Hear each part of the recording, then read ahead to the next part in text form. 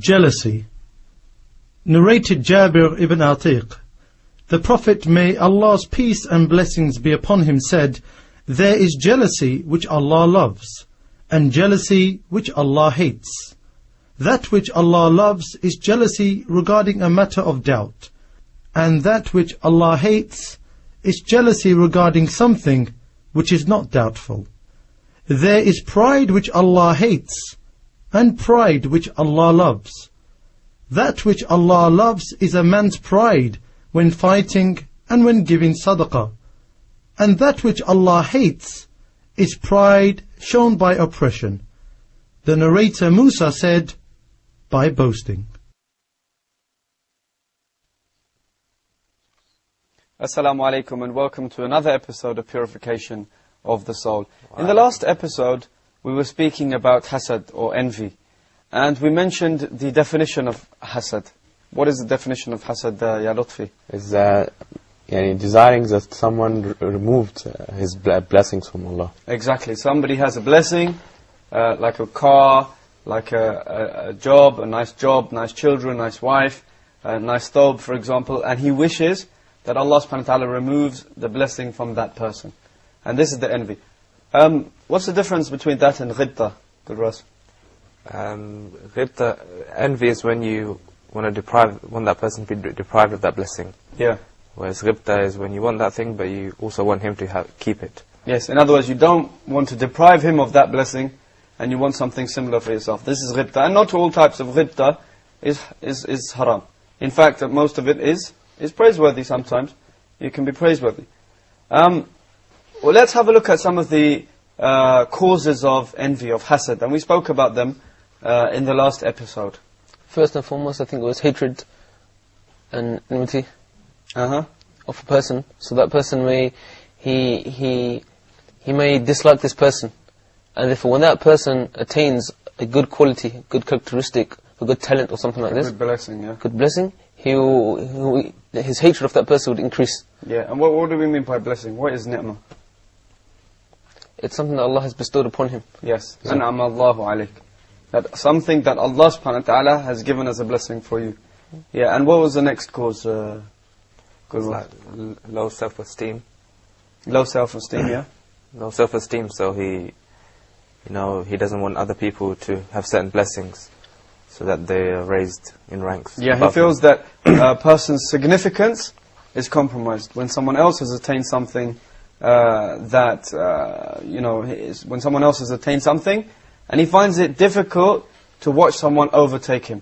So whenever someone else is given knowledge or wealth or things like this, then he gets an inferiority complex. And this is low self-esteem. Yeah, so he doesn't want that. In the opposite, there's someone feeling so proud. And arrogant, exactly. Yeah. And how does this get him to have envy? He had bad... He thinks himself better than someone else. Why should he have the blessing? Why don't? Yeah. Why don't I have the blessing? I'm better than him. Yeah? That's the third reason for envy. Moving on to the fourth reason, astonishment. A person is so amazed and astonished that how can other people be distinguished from them? How can someone who's either lower than them or equal to them or of the same status, how can they be given a blessing that Allah hasn't given me, for example? Yeah. So this is the 3 or 4 causes that we've mentioned. The fifth cause of envy is fear of losing one's aims, and we gave some examples about that. Example, yeah. Yeah, fear of losing one's common aim, Gurrat. For example, a person, as you said, at a workplace, his aim is to, get promoted, become a manager, and he sees somebody else who is more intelligent, more hardworking, who's getting promoted. So his aim of becoming a manager will be lost because this other person could take his place. Yeah. So he becomes envious of that person. Yeah, and he wishes that the person removes that, gets removed from that position so he can become the manager. Exactly, and that's very common in the workplace when 2 rivals they're vying for the same position. So anytime that person he says something good or he's praised by the manager, for example, then one lowers him down. Okay, one speaks badly about him out of envy.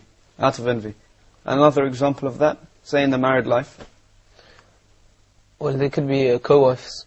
Yeah. And they could be vying with each other, competing with each other to earn the love of the husband. So one of them could, do something that's probably more love to the husband, and the other one would be she'll be even more envious of her. Yeah. So, for example, the husband mentions something about one of his wives, and the other wife gets really envious. Or anything that she does, she's got a nice new dress, for example, or garment. So the other co-wife, she gets really jealous. That, why is she wearing this, why has she got this dress? I want her to be removed of this blessing from Allah subhanahu wa ta'ala. Why? Because it is compromising the love that I'm trying to get from him. So this is the way that it could be manifest there. The sixth reason for envy is love of leadership and status. So this is when a person who is very talented in a particular field, if the person has been accustomed to being praised and complimented for his skill, then he will find it difficult not to envy another person who is up and coming in the same field. So when he hears, for example, people praising the newcomer who's gaining popularity in his own discipline, then he's saddened by this and he wishes that this blessing be removed, or this talent be removed from his rival. And it is not pride that leads him to do this. It's not arrogance. It's not enmity. It's not fearing or losing his aims that leads him to this envy. It is rather simply the love of being singled out as a leader in his field, and the fear of losing that status. So we can see this a lot in the workplace, for example. A person, he's good at, you mentioned the example last week about the painter. You mentioned the example of the painter in the last episode. How one painter, he does something, he's a fantastic designer, but when somebody praises another designer, he gets envious. And he wishes that person removes the quality, or is removed of that quality of being able to paint well. And this is the essence of envy. The crux of envy, let's have a recap. What's the crux of envy? That you wish for a blessing of a person to be removed from him. Yes, that you wish for a blessing to be removed from him. And envy is not that you just desire something more, that you want the same as that guy. This is not envy, this is ghibta, as we said. Envy, and the reason it's so prohibited in Islam, and it's a major sin, the reason why it is so prohibited in Islam is because you're desiring that the other person doesn't get this blessing. In other words, you're angry with the qadr, or the destiny of Allah subhanahu wa ta'ala. So I guess it's most dangerous when there's only one position available. Yes. Like a leader or something, where you can't have that same blessing unless he loses it. And so the person who, if he doesn't control his envy, and inshallah we will actually go on to see some of the ways that a person can remove envy from his heart. And actually this is a very, very important issue. A lot of people find envy in themselves. And this can lead all the way up to people like scholars. One scholar, one student of knowledge, he has envy of another one. Yeah. Okay, because he's more popular, for example. And this is totally haram in Islam. So a person must always have humility, must realize in himself. And if he does get this envy, he has to know how to remove that. And inshallah we'll talk about that later on. The seventh reason for envy is simple impurity in the soul. And this leads a person to rejoice at the calamities of others and feel saddened by their blessings. This really is an unpleasant state to be in. It's bad enough when a person is stingy with his own wealth. But what about the one who's stingy with the wealth of Allah subhanahu wa ta'ala, with the possession of Allah, with the blessings of Allah? So it's as if others are taking from the blessings that Allah has bestowed upon him. Does he not realize that Allah subhanahu wa ta'ala, He favors whoever He wishes without any kind of count, without any limit, and that the blessings of Allah subhanahu wa ta'ala bestowed on others do not actually limit the blessings that he can attain himself. And this is really a sick state, and the problem with this is lack of iman, lack of taqwa, lack of piety, lack of faith. Because a person simply gets upset when other people, when they're given blessings from Allah. And it's a sick state to be in, really. If you actually ponder logically about this state, it's a sick, disgusting state to be in.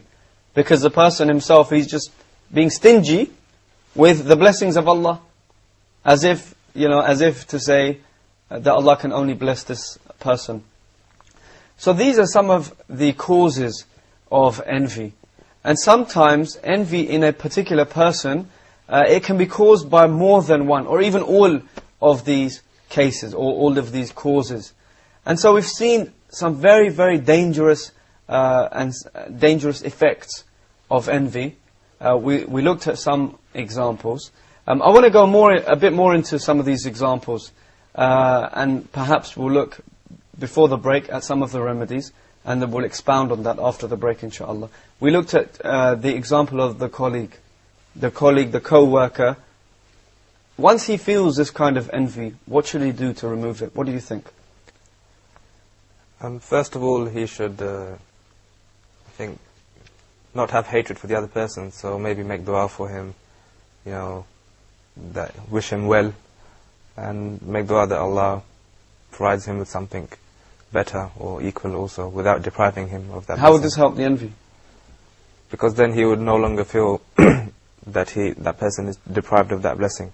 So therefore he will begin to accept the qadr of Allah, the decree of Allah. Yeah.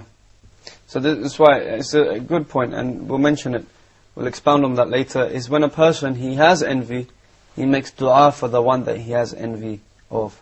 Imagine that. That is really from Iman. That you wish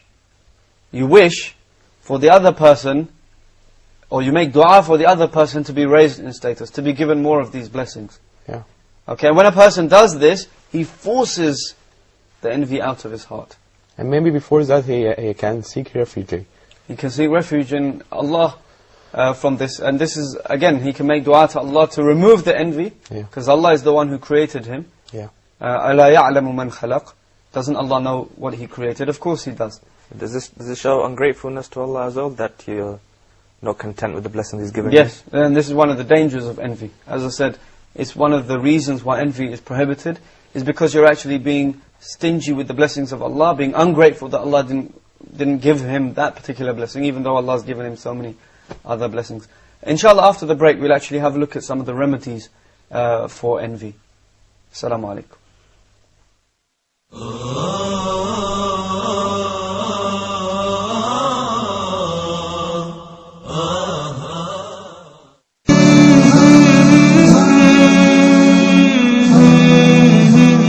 Ask It is a program which aims to answer your questions about your deen, your faith, your way of life. This, of course, is Islam. This is a totally different price, but I divided the payment over this period of time. And the seller is the person or the firm which owns the item which you're buying. This form of business transaction is lawful.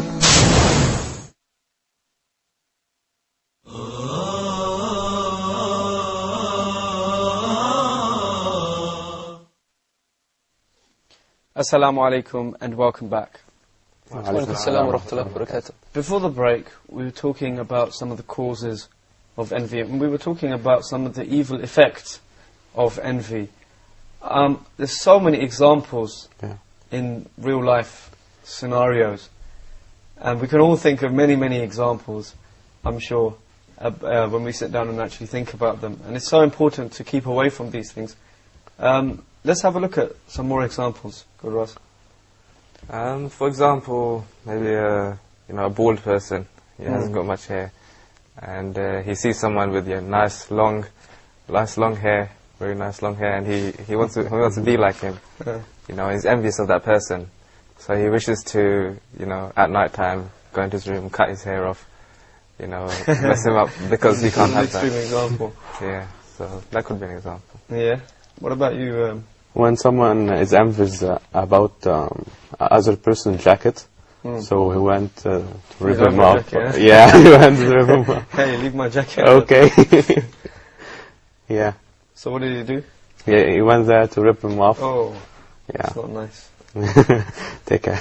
And you can say also, like in sports, there might be a person who has, probably football, I'll take a person you who's like football a lot, don't you? Yeah. it's a very good sport, And yeah, so the person might be very good at controlling the ball, and another person may be envious of this. So during a football match, he might try and physically damage that person, so he can't damage his continue. legs, so he can't. Yeah. So he can't play anymore.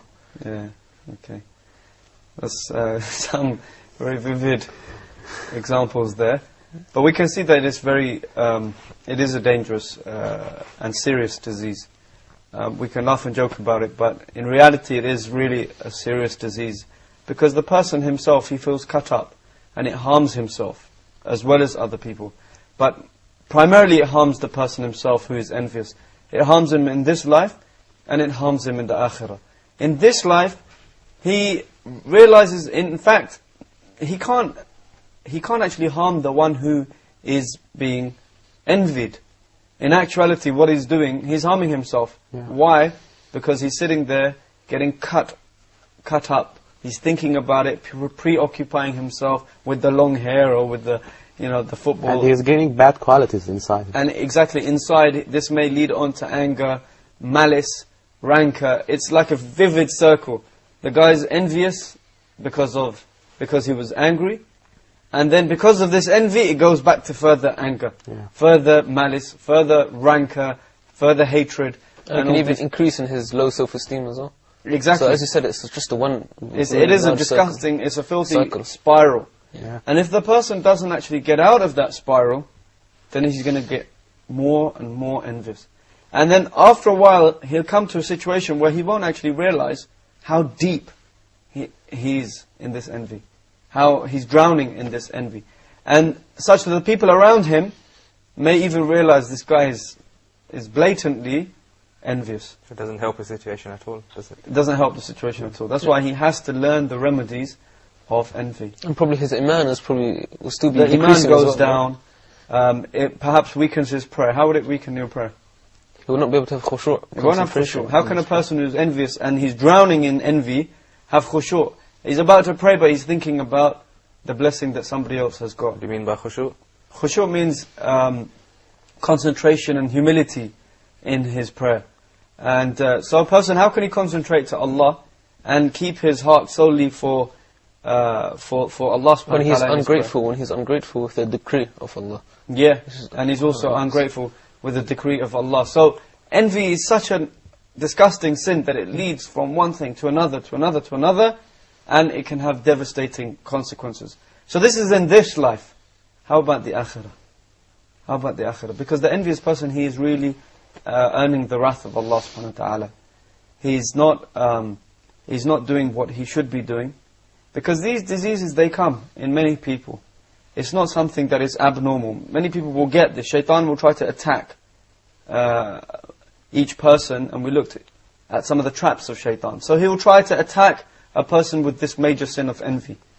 But what the person has to do, he has to fight against the shaitan. He has to wage jihad against his own soul and against the shaitan, so that he can move away, remove these bad qualities. And this goes with all of the bad qualities that a person has. Let's have a look at what some of the people in the area said about envy. I think envy can affect the salah that lead you, will ask for more, rather to thank God on the gifts He give it to you. And I think that the one who prays to God, he has to be pure from inside, that make the salah will be accepted. The decree of Allah will happen. What matters the facts are the factors, the conditions or the environment.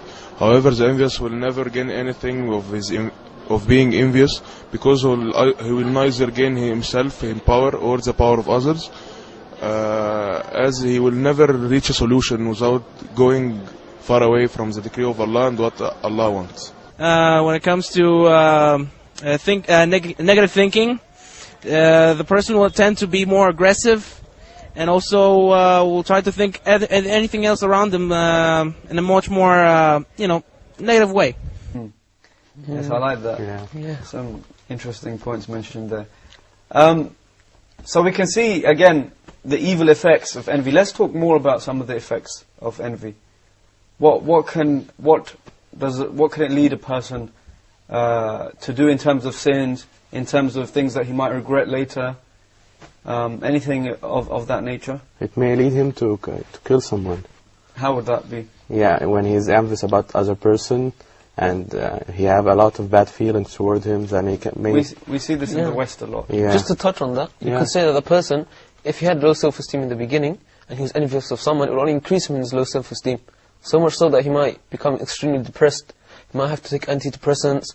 And we've seen in the media that antidepressants, excessive amount of them will just lead a person to commit suicide. And this is happening in the West, in England, for example, or America, the suicide rate is huge.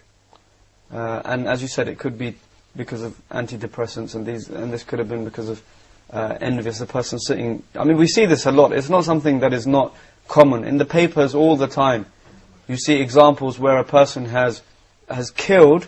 For example, a wife is envious, rightly so in one sense, that the husband has taken on a mistress. Okay, haram. But what this leads her to do is to go and kill the husband, or to kill the woman, the mistress. Yeah. So, even though the beginning of that type of envy was allowed, because that wasn't a blessing. It wasn't a blessing for the person. In fact, when he took the mistress, this was not a blessing. This is a sin that he's done. So the beginnings of that envy was allowed, but it led her to do something which is haram, like killing, and so on. Likewise, the example you said of antidepressants, and you can see very clearly why this is such a psychological disease. Because a person, he builds himself up in this envy, and he just ends up doing some crazy things. Because and envy is a little bit like love. How is that the case? Good, Riaz. How envy is like love? Yes. How could envy be like love, similar to love in certain cases? Like something you could get obsessed by it. Obsession. Yeah. And this is why we're dwelling on this, is because it is so common. Obsession with envy, or with the object of envy. So a person's obsessed with, a lover, for example. And love also can lead to envy. Yeah. So they're all kind of intertwined, some of these diseases of the heart. How would one remedy envy in terms of thinking and knowledge and these kind of things? Maybe if he was to seek knowledge about the bad effects of envy. Yes. Even though and that's why we were discussing at such length some of the evils of envy. Because then he will know his place, he will know it's not actually a good thing. The sin of envy, both in this world and in the hereafter as well. So, I think the Prophet ﷺ advised us to read Surah Falaq quite often, which has this seeking refuge. What does it mean? من شر حاسد إذا حسد. Yes. قُلْ أَعُوذُ بِرَبِّ الْفَلَقِ. I seek refuge from the Lord of the daybreak. مِنْ شَرِّ مَا خَلَقْ. From the evil of what He has created. And until the ayah comes, وَمِنْ شَرِّ حَاسِدٍ إِذَا حَسَدٍ.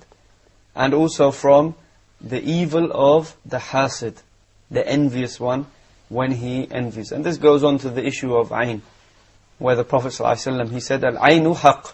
And ayn is like the evil eye. And some people, they have evil eye due to envy. And what they should do, if they have that, they should say, MashaAllahu tabarakallah. And other people, they just have the evil eye. And the Prophet ﷺ said, al-aynu haqq, the evil eye is true. So in that case, again, one has to just remedy it by saying, MashaAllah tabarakallah. But the point that we're concerned with at the moment is the evil eye that is related to hasad, to envy. And of course, this is bad. This is not something good. This is not something that one can. This is something that one can control. And if it is something that one can control, therefore it is something that is haram. So that's to do with the surah, Surah Al-Falaq there. And we can see also examples from the Sahaba, where one person, he had the evil eye on another, and they complained to the Prophet ﷺ, and so on and so forth. And the Prophet ﷺ remedied it by mentioning this surah, yes. So there's also one can maybe realize that he's not deserving of any of the blessings, that he doesn't have a right to the blessings from Allah, that all the blessings that come, an extra thing, a bonus. Yeah. So that if he doesn't get it, then he's content. So that's kind of curing one's greed.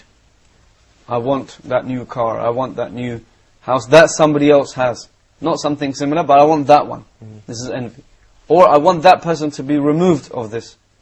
In that scenario, one way of curing it is to ponder about the fact that really Allah has blessed us so much, but we haven't actually deserved those blessings. We don't worship Allah the way the angels worship Allah. And even if one was the most pious of people on this earth, he hasn't reached the level of the angels who worship Allah continuously without any kind of slacking. So yeah, these are different cures. We'll go more into detail about these remedies, inshaAllah, in the next episode, where we'll talk about practical ways one can actually cure this disease of envy, whether it's with knowledge or whether it's with action. وصلى الله وسلم وبارك على نبينا محمد وعلى آله وصحبه أجمعين. السلام عليكم ورحمة الله وبركاته.